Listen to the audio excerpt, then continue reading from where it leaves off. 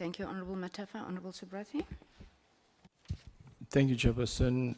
And Chairperson, let me start by saying that this matter has indeed gained a great amount of attention of South Africans and I think internationally.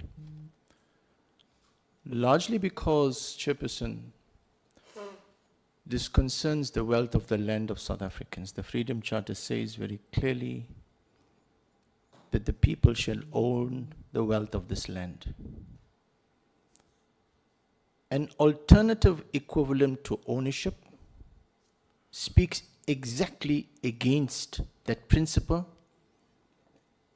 as Honorable Matafa has mentioned in our statement of intent, to which the Honorable Minister and his party are signatories to, that one of the goals is to promote social justice and equity in our land. And I think that is the cutting edge, that is the sore point, and we must not be naive to lose that point. As in my short stint as acting chair, I was challenged, the democracy of this country was challenged, and I stood by it.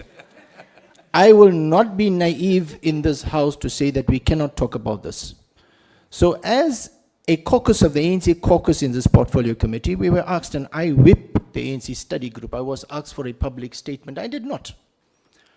We waited until yesterday, until the leadership of the African National Congress had met, and I got a briefing. I wanted to know very clearly, was any deal cut in America by the leadership?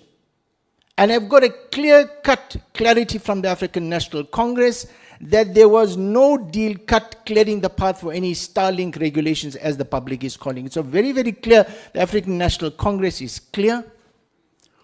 Our laws are sacrosanct. There is no backdoor to gaining entry.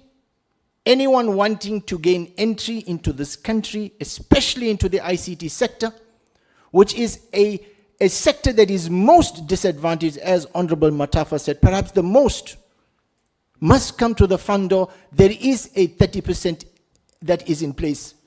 So I would I'd like to ask the Honorable Minister, because we must not be naive to avoid the politics. The party that he represents, that is the Democratic Alliance, have they had any conversations with Elon Musk and Starlink, that whilst the minister has gone on pains to indicate that this is not, this is coincidental? I think South Africans need a very clear answer. Kati, that has your party posturing this now manje to solicit and to create the avenue for Starlink to come in?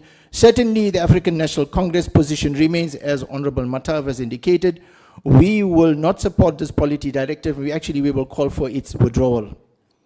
Chairperson, having clearly identified our party position and requesting the Honorable Minister to make known his party positioning, and that there's been no back chat rooms taking place in America last week, I'd really like to ask, the EEIP that the minister is proposing, how does that, what is the history of the EEIPs that have been in place thus far, and how have they benefited the people of our country tangibly, especially in terms of transformative agenda?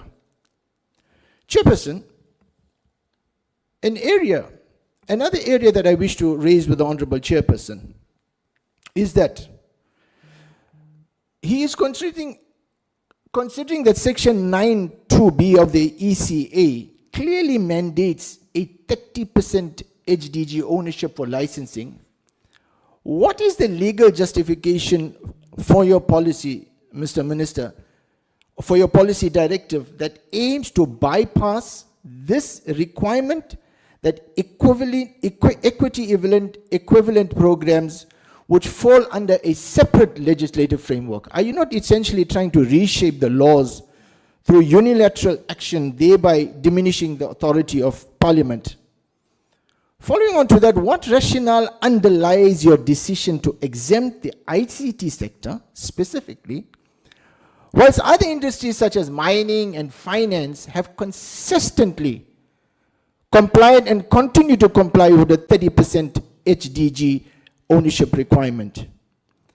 Lastly, Chairperson, as the African National Congress, we continuously emphasize that ownership is a crucial pillar of economic transformation in our country. And how does allowing an organization such as Starlink, and I will bring Starlink and place it at the center of this house, to bypass equity participation align with the national policies aimed at promoting significant black ownership in the economy, particularly, Chairperson, in a critical sector such as telecommunications that has historically marginalized, disadvantaged South Africans. Chairperson, as I pause, may I also express my concern, as I've expressed previously, that the Honorable Minister has consistently surprised South Africans and this committee, such as the withdrawal of the SABC bill. We heard of it in media. Such as the intended CETA regulations, again, we hear of it in the media. Chairperson, I wish to record my concern that we would really like to be taken into confidence by the minister so that this portfolio committee and the minister can work collaboratively to benefit our countries rather than using the media as a means through which this portfolio committee is communicated to. Thank you so much, Chairperson. Thank you very much, Honorable Subrathie.